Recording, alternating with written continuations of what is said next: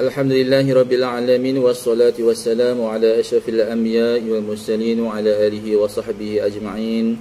Allahumma shalli ala sayyidina Muhammad wa ala ali sayyidina Muhammad.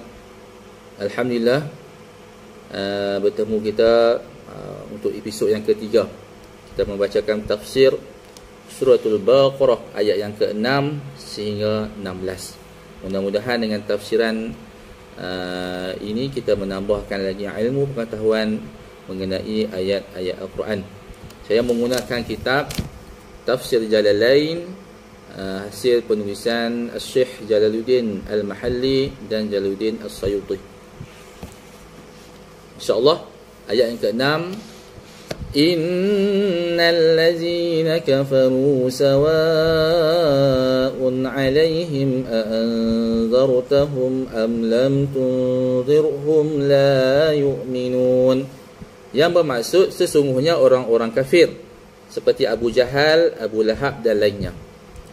Sama saja bagi mereka apakah engkau Muhammad beri peringatan, yakni susunan kalimatnya dengan menyebut dua hamzah, anzartahum, atau menggantikan hamzah kedua dengan alif sehingga dibaca panjang anzartahum, atau tanpa memanjangkannya, atau tidak engkau beri peringatan, mereka tidak akan beriman kerana Allah mengetahui perihal mereka. Maka dari itu janganlah engkau terlalu mengharapkan mereka beriman. Inzar adalah pemberitahuan disertai ancaman. Okay, itu ayat yang ke-6, tafsir ayat yang ke-6. Ayat yang ke-7, khatamallahu ala qulubihim wa ala sam'ihim wa ala absarihim ghishawatun wa lahum 'adzabun 'azim. Allah telah mengunci hati, yakni Allah menutup dan mengunci hati mereka sehingga tidak ada satu kebaikan pun yang bisa masuk ke dalamnya, dan pendengaran mereka, iaitu tempat pendengaran mereka, sehingga mereka tidak bisa memetik manfaat dari kebenaran yang mereka dengarkan. Penglihatan mereka telah tertutup, iaitu ada penutup di penglihatan mereka, sehingga mereka tidak dapat melihat kebenaran, dan mereka akan mendapat azab yang berat, iaitu siksaan yang keras dan selamanya.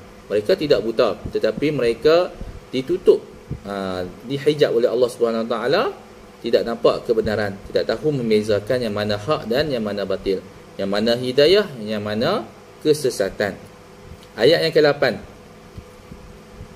wa minan nasi man yaqulu amanna billahi wa bil yawmil akhir wa ma hum bimu'minin.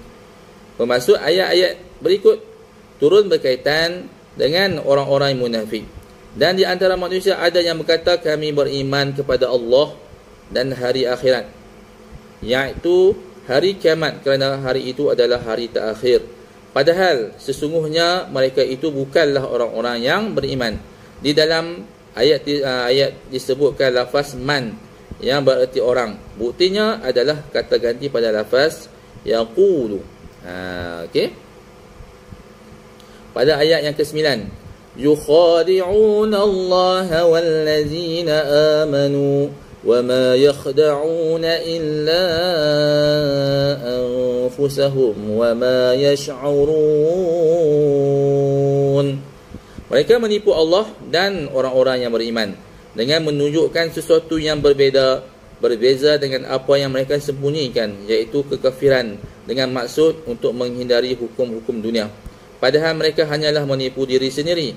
Mereka kerana petaka ataupun tipuan yang mereka lakukan, justru akan berbalik menimpa diri mereka sendiri, sehingga aib mereka terbongkar di dunia. Kerana Allah Subhanahu Wa Taala memberitahukan kepada nabinya tentang kekafiran yang mereka sembunyikan, dan mereka akan disiksa di hari akhirat kelak tanpa mereka sedari. Mereka tahu bahawa tipu daya yang mereka lakukan tak lain akan menimpa diri mereka sendiri. Tipu daya yang dimaksudkan adalah perbuatan yang dilakukan satu pihak, bukan dilakukan dua pihak yang bersekutu. Seperti halnya kata muaqabatul lis. Okey? Muaqabatul lis, yang berarti hukuman untuk pencuri. Allah menyebut lafaz ini untuk memperindah bahasa. Selain satu qiraah menyebut wama yakhda'un, yang berarti tipuan mereka tidak berhasil, bukan dengan wama yash'urun. Baik, mereka hendak menipu Allah Subhanahu wa taala, pada hakikatnya mereka menipu diri mereka sendiri. Okey, Allah menjadikan tipu daya mereka itu lemah. Dan Allah, mereka ingat Nabi Muhammad dan orang Islam tak tahu tentang kekafiran yang mereka sembunyikan di dalam hati mereka. Allah Subhanahu wa taala mengkhabarkan kepada Nabi orang mana yang munafik, orang mana yang beriman. Jadi tipuan mereka itu memakan diri mereka balik. Baik, pada ayat yang ke-10. Fi qulubihim maradun fazadahumullahu marada walahum 'adzabun alimun bima kanu yakdzibun. Di dalam hati mereka ada penyakit, keraguan dan kemunafikan, kerana keraguan itu melemahkan hati mereka. Lalu Allah menambahkan penyakit itu melalui ayat-ayat Al-Quran yang Allah turunkan kerana mereka ingkar kepadanya, dan mereka mendapat azab yang pedih, menyakitkan kerana mereka berdusta. Lafaz yakdzibun dibaca dengan tasydid, yukadzibun, mendustakan. Maksudnya kerana mereka mendustakan Nabi Allah, atau disebut dengan takhfif, yakdzibun, berdusta. Maksudnya mereka berdusta ketika berkata kami beriman. Baik, ayat yang ke-11. Wa idza qila lahum la tufsidu fil ardi qalu innama nahnu muslihun. Dan apabila dikatakan kepada mereka, iaitu kepada orang-orang munafik, janganlah berbuat kerusakan di bumi dengan kekafiran dan menghalangi orang lain untuk beriman. Mereka menjawab, sesungguhnya kami justru orang-orang yang berbuat kebaikan, bahawa apa yang kami perbuat ini bukanlah kerosakan. Allah berfirman seraya membantah mereka pada ayat yang ke-12. Ala innahum humul mufsiduna walakin la yash'urun. Baik, ingatlah kata ini untuk mengingatkan, sesungguhnya merekalah yang membuat kerosakan, tetapi mereka tidak menyedari akan hal itu. Okey, Allah membuat penafian pada ayat yang ke-12 tentang apa yang dinyatakan pada ayat yang ke-11 itu pada orang munafik itu. Mereka kata mereka lah yang buat kebaikan, sedangkan mereka lah yang berbuat kerosakan. Baik, dah sambung. وَإِذَا قِيلَ لَهُمْ آمِنُوا كَمَا آمَنَ النَّاسُ قَالُوا أَنُؤْمِنُ كَمَا آمَنَ السُّفَهَاءُ أَلَا إِنَّهُمْ هُمُ السُّفَهَاءُ وَلَكِنْ لَا يَعْلَمُونَ. Dan apabila dikatakan kepada mereka, berimanlah kamu sebagaimana orang lain telah beriman, maksudnya adalah para sahabat Nabi. Orang lain itu bermaksud para sahabat Nabi. Mereka menjawab, apakah kami akan beriman seperti orang-orang yang kurang akal itu? Orang yang kurang akal itu beriman, yakni orang-orang bodoh. Maksudnya kami tidak akan melakukan seperti perbuatan mereka.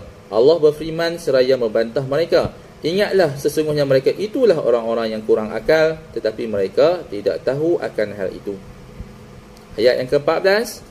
وَإِذَا لَقُوا الَّذِينَ آمَنُوا قَالُوا آمَنَّا وَإِذَا خَلَوْا إِلَى شَيَاطِينِهِمْ قَالُوا إِنَّا مَعَكُمْ إِنَّمَا نَحْنُ مُسْتَهْزِئُونَ. Okay. Dan apabila mereka berjumpa, lafaz laqu, lafaz laqu tu, wa idza laqu, aslinya iaitu laqiyu. Dhammahnya dihapuskan kerana berat untuk diucapkan. Selanjutnya ya juga dibuang kerana bertemu dengan waw. Okey, waw lah dalam keadaan sukun. Dengan orang-orang yang beriman, mereka berkata kami telah beriman, tetapi apabila mereka kembali, yakni kembali kepada syaitan-syaitan mereka, yakni pemimpin-pemimpin mereka, mereka berkata sesungguhnya kami bersama kamu, kami sejalan dengan kalian dalam agama, kami hanya berolok-olok kepada orang-orang yang beriman dengan menampakkan keimanan.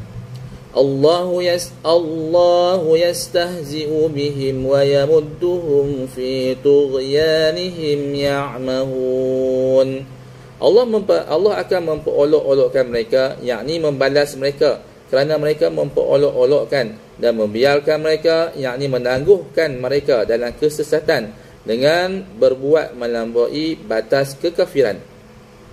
Mereka terombang-ambing, mereka dalam keadaan ragu-ragu dengan kebingungan. Okey, mereka maksud mereka terombang-ambing itu maksud mereka dalam keadaan ragu-ragu dan kebingungan untuk menerima kebenaran. Ayat yang terakhir, ulaika allazina ishtaraw ad-dalalata bil huda fama rabihat tijaratuhum wama kanu muhtadin. Mereka itulah yang membeli kesesatan dengan petunjuk, iaitu mereka menukar petunjuk dengan kesesatan, maka perdagangan mereka itu tidak beruntung. Yakni bermaksud mereka tidak mendapat keuntungan dalam perdagangan ataupun perniagaan ini, bahkan mereka merugi kerana tempat kembali mereka adalah ke neraka untuk selama-lamanya. Na'udzubillah min zalik. Dan mereka tidak mendapat petunjuk, bermaksud dalam segala hal yang mereka lakukan mereka tidak akan menerima petunjuk daripada Allah Subhanahu wa taala. Wallahu taala alam. Mudah-mudahan tafsir ayat surah Al-Baqarah yang ke-6 sehingga 16 memberi manfaat kepada kita semua, insya-Allah. Wallahu taala alam. Assalamualaikum warahmatullahi wabarakatuh.